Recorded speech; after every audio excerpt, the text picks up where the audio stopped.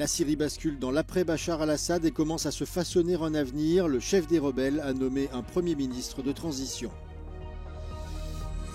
Après l'annulation de la présidentielle pour des soupçons d'ingérence russe, Khalil Georgescu appelle ses partisans à la mobilisation. Le candidat d'extrême droite est arrivé en tête lors du premier tour.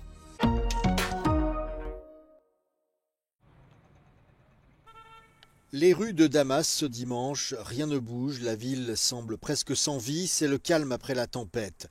Les forces rebelles syriennes ont imposé un couvre-feu qui se termine ce lundi matin. La capitale entre dans l'inconnu et comme certains habitants le disaient encore dimanche, va vivre son premier jour de liberté après le renversement du régime de Bachar el-Assad.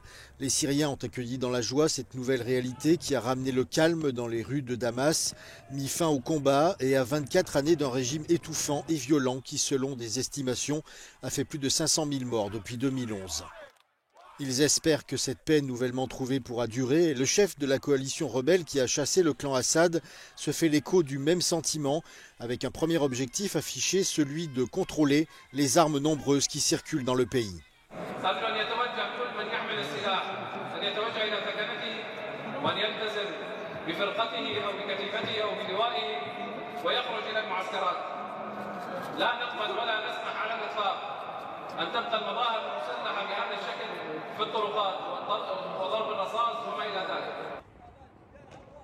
C'est donc un nouveau départ pour la Syrie et les émotions continuent à être vives parmi la population et les rebelles.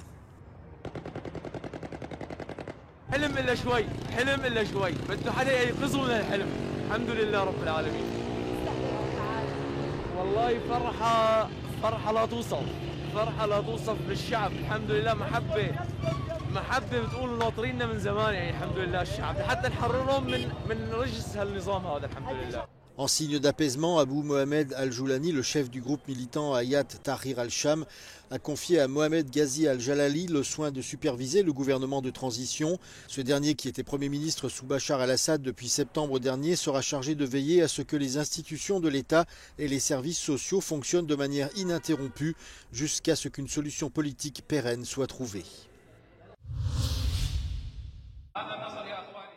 Ce sont ses premiers mots depuis la prise de la capitale syrienne. Sur cette vidéo, filmée dans l'emblématique mosquée des Omeyyades à Damas, le leader à la tête de la coalition de rebelles islamistes s'adresse à une foule. Il se félicite de la chute de Bachar al-Assad. Âgé d'une quarantaine d'années, Abou Mohamed al-Joulani, qui veut désormais être appelé par son vrai nom Ahmed al-Shara, est fils d'un ingénieur pétrolier et a grandi dans un quartier aisé de Damas. Il souhaite également faire oublier son passé de djihadiste affilié à Al-Qaïda et donner une nouvelle image plus modérée à son organisation Hayat Tahrir al-Sham.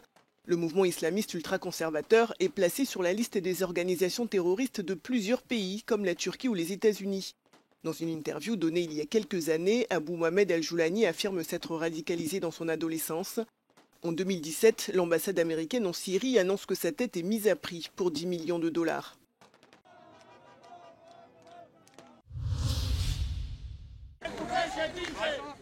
Entouré par des journalistes et par une centaine de partisans, Khalil Georgescu est déterminé à faire entendre sa voix après l'annulation du second tour de la présidentielle qui devait se tenir ce dimanche. Le candidat d'extrême droite, accusé d'être pro-russe, s'est présenté devant un bureau de vote de la capitale, Bucarest, et a appelé à la mobilisation après la décision de la Cour constitutionnelle. Selon lui, cette décision de la justice roumaine est une menace pour la démocratie.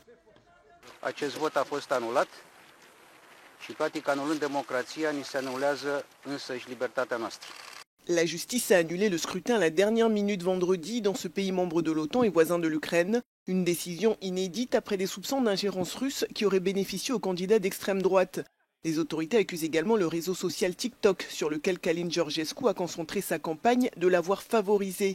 Le mandat de l'actuel chef de l'État, qui devait se terminer le 21 décembre, sera prolongé jusqu'à ce que son successeur prenne ses fonctions.